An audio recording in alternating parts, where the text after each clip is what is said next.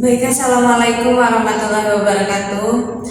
Perkenalkan, nama Ibu Melkiat Benita dari jurusan Pendidikan Fisika UIN Sultan Taha Saifuddin Jambi.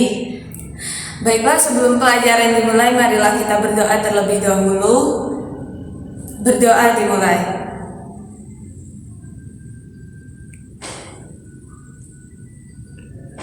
Berdoa selesai. Oh ya, sebelumnya ada yang tidak hadir? Oke, kalau hadir semua. Assalamualaikum warahmatullahi wabarakatuh. Perkenalkan, nama Ibu Melkiar Pianita dari mahasiswa Pendidikan Fisika UIN Sultan Taha Saifuddin Jambi yang akan mengajarkan mata pelajaran fisika di kelas 11 IPA. Nah, di sini pada bab pertama kita akan mempelajari tentang dinamika gerak rotasi dan kesetimbangan benda tegak. Pada materi ini ada 7 subbab yang akan dipelajari. Yang pertama ada torsi, yang kedua momen inersia, yang ketiga dinamika rotasi, yang keempat benda menggelinding sempurna, yang kelima sudut momentum sudut, yang keenam kesetimbangan benda tegar, dan yang ketujuh itu ada titik berat benda.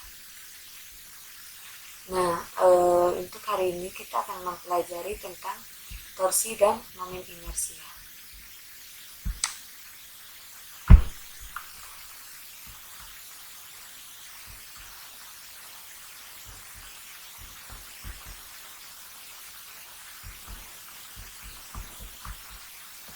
Nah, jadi torsi itu biasanya juga disebut dengan momen gaya. Nah, benda dapat melakukan gerak rotasi karena adanya momen gaya. Momen gaya timbul akibat benda yang bekerja pada benda tidak tepat pada pusat massa. Nah, sebelumnya mungkin ada yang bertanya-tanya, apa sih maksud dari judul kita yang pertama, yaitu dinamika gerak rotasi. Nah, rotasi itu adalah ketika benda bergerak pada sumbu putarnya atau bergerak pada lintasan melingkar. Nah, itu disebutkan rotasi. Kalau dia lintasannya itu lurus, itu disebut dengan translasi. Jadi dinamika gerak rotasi itu geraknya itu memutar atau melingkar. Nah, di sini dijelaskan momen gaya yang bekerja pada benda menyebabkan benda berotasi. Jadi benda akan bergerak melingkar itu karena adanya momen gaya. Di sini dijelaskan, gambar di samping memperlihatkan sebuah gaya F bekerja pada sebuah benda yang berpusat pada massa 0 atau garis kerja benda berjarak D secara tegak lurus dari pusat massa, sehingga benda akan berotasi ke kanan searah jarum jam. Jarak tegak lurus antara garis kerja gaya dengan titik pusat massa disebut dengan lengan gaya atau lengan momen. Momen gaya didefinisikan sebagai hasil kali antara gaya atau F dengan jarak lengan atau D. Secara sistematis ditulis seperti berikut. Nah, ini disebut dengan tau, dan untuk mencari tau kita membutuhkan gaya dikali dengan jari-jari benda atau lengan gaya.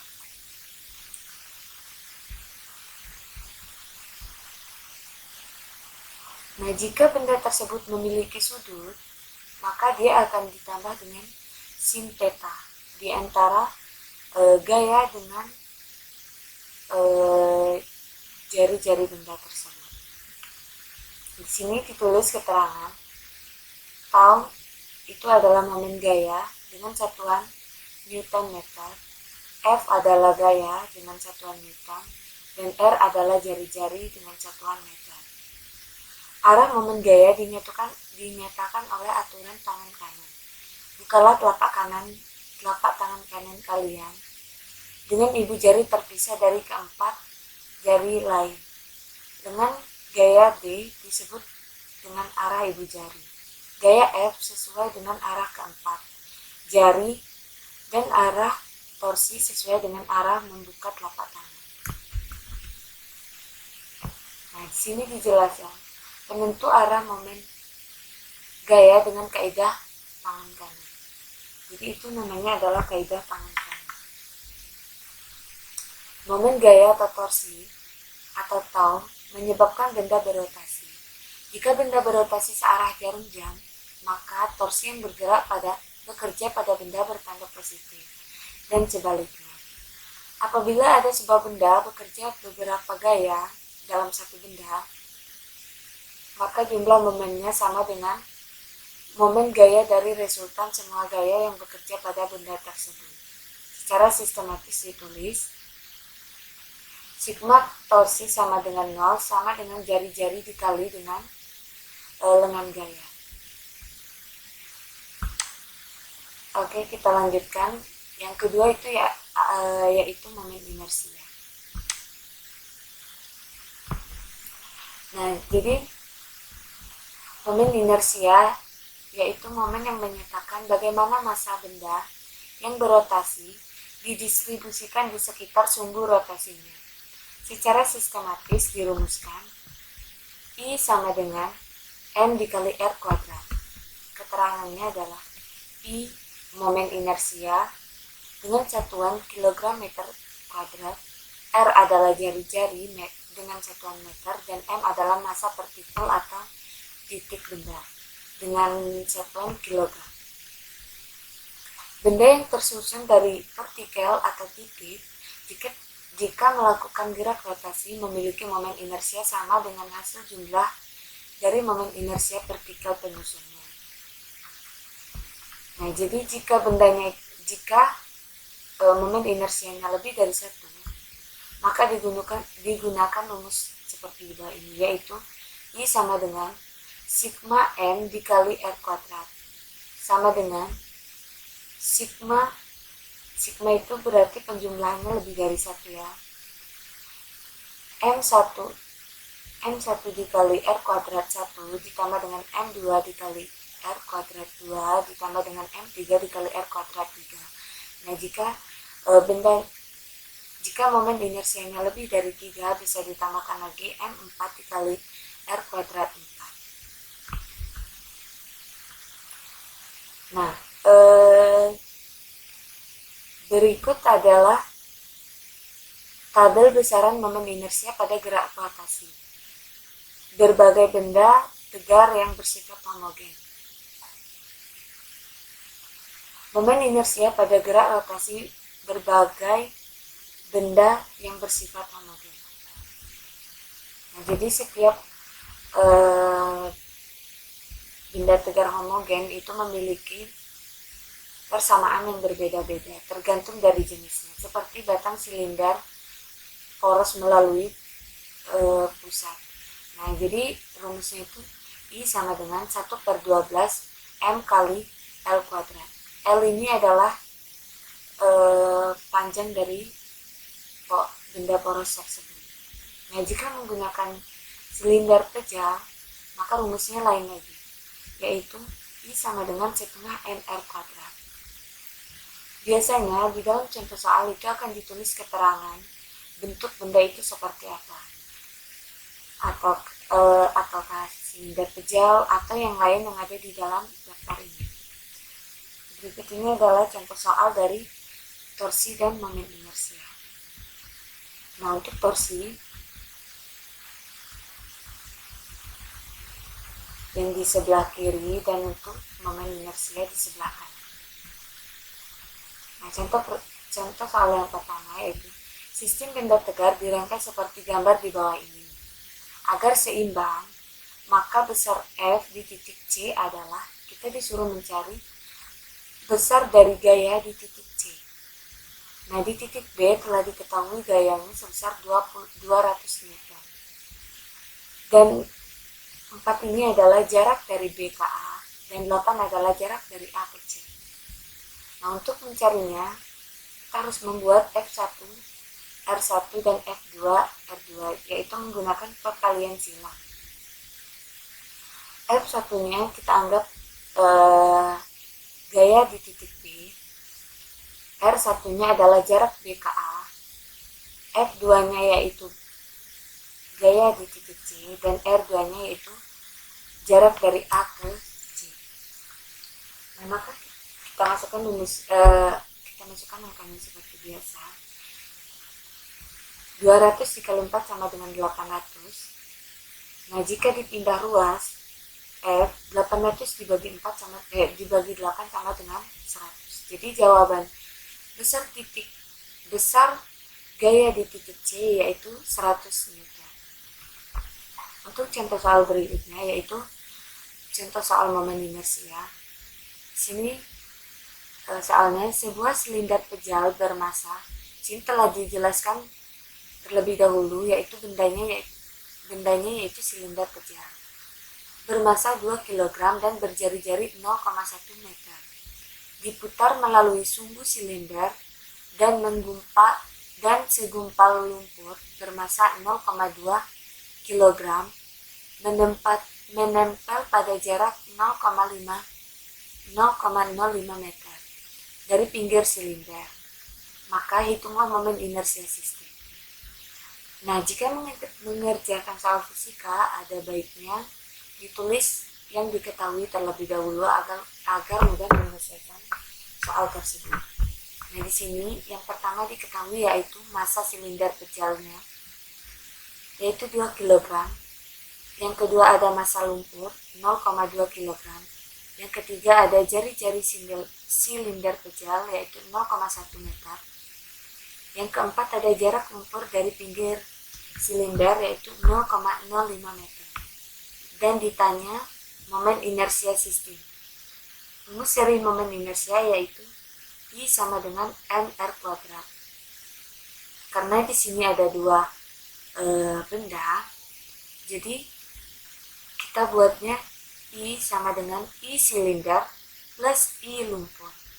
I silinder kita dapatkan rumusnya dari tabel yang sebelumnya, yaitu setengah mr kuadrat, dan I lumpur itu adalah rumus umum dari momen inersia mr kuadrat.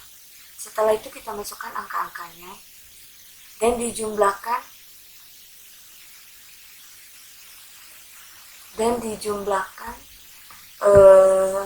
per tanda kurungnya seperti I silinder pejal terlebih dahulu, setelah itu I lumpurnya. Nah, di sini telah dijumlahkan nilai dari momen inersia silinder pejal yaitu 0,01 dan nilai dari momen inersia lumpur yaitu 0,0005. Nah, setelah dijumlahkan dapatlah hasil dari momen inersia sistemnya 0,0108 kg meter kuadrat. Baiklah, sekian penjelasan untuk hari ini. Untuk sistem tanya jawabnya kita lanjutkan di grup WA dinamika gerak rotasi dan kesetimbangan benda tegak. Nah, kemarin telah dijelaskan tentang torsi dan momen inersia. Hari ini akan kita lanjutkan tentang dinamika rotasi dan benda menggelinding sempurna.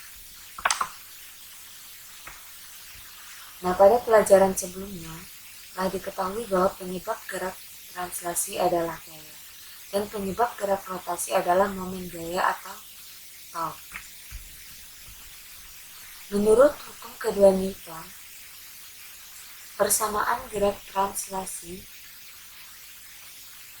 benda diam bermassa m akan dikenai gaya F dan bergerak rotasi dengan percepatan A adalah F sama dengan M dikali A, di mana M adalah massa dan A adalah percepatan.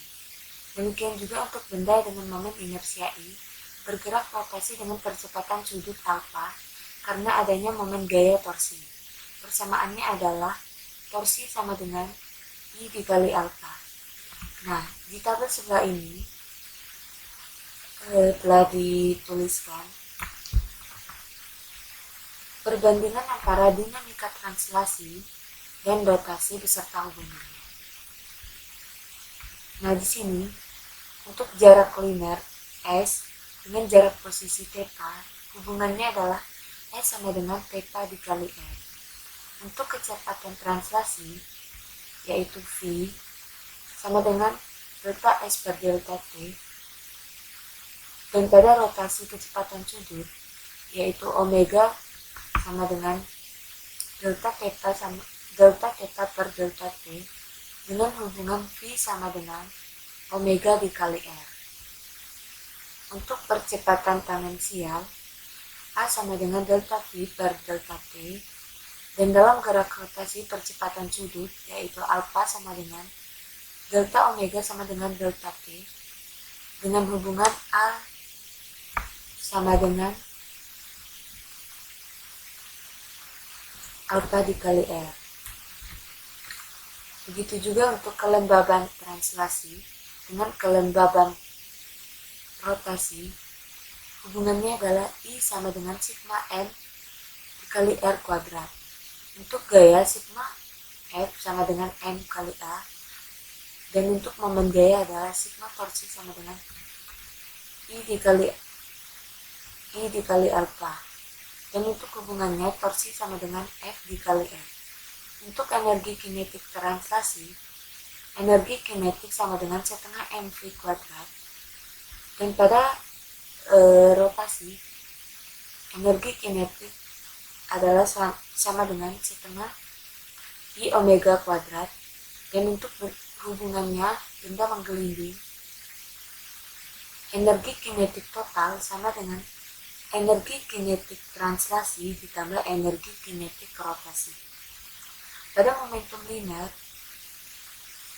P sama dengan M dikali V, dan pada momentum sudut, L sama dengan I dikali omega, dengan hubungan L sama dengan sigma M dikali R kuadrat dikali omega. Dan untuk daya, P sama dengan W per T sama dengan F per T. Dan pada rotasi, gaya P sama dengan W per T sama dengan torsi per tau per omega. Dan hubungannya P sama dengan F dikali R dikali omega. Untuk berikutnya, yaitu benda menggelinding sempurna. Suatu benda dikatakan menggelinding sempurna apabila benda tersebut melakukan dua macam gerak, yaitu gerak translasi serta rotasi. Jadi dalam satu buah benda itu memiliki dua gerak sekaligus, baik secara beraturan maupun dipercepat dengan tidak mengalami pergelinciran pada titik singgungnya. Sehingga jika benda telah menggelinding sempurna satu kali, jarak yang ditempuh benda tersebut sama persis dengan keliling bendanya. Nah, persyaratan terjadinya menggelinding sempurna adalah antara permukaan benda dengan jalan tidak licin dan jalan tidak licin. Sehingga pada titik singgung benda, roda harus dipengaruhi oleh gaya gesek F terhadap jalan, namun bukan sebagai FK atau FS. Apabila kita tinjau momen gaya terhadap sumbu benda, maka gaya gesekan tadi sebagai momen putar, yaitu torsi. Benda selama berotasi sekitar sumbunya,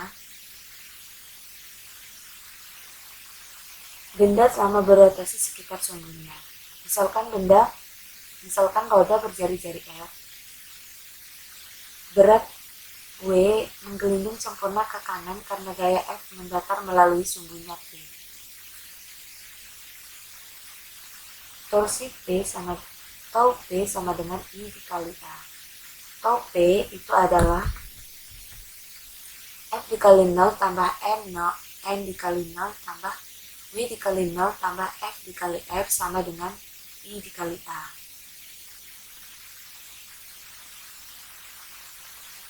Dan hasil dari perkalian sama dengan 0, hasilnya adalah 0, sehingga 0 dikali 0 ditambah 0 ditambah 0 tambah F kali F sama dengan I dikali A. Nah, supaya ruas kanan mempunyai harga, maka besaran F dikali R pada ruas kiri harus juga ada. Misalnya jalan dan roda licin. Maka F sama dengan 0. Akibatnya 0 sama dengan I kali A. Sama dengan A sama dengan 0. Berarti tidak ada kecepatan angular. Sehingga roda hanya melakukan gerak translasi saja karena pengaruh F. Di sini dikatakan sebagai roda semi. Nah, itu saja untuk materi hari ini. Nah, dari pelajaran yang kita pelajari, apakah ada yang ingin ditanyakan? Apakah materinya sudah jelas? Nah, jika tidak ada, baiklah akan Ibu tutup. Tapi ingat ya, untuk minggu depan akan Ibu tanya lagi tentang kesimpulan materi kita hari ini. Baiklah, wassalamualaikum warahmatullahi wabarakatuh.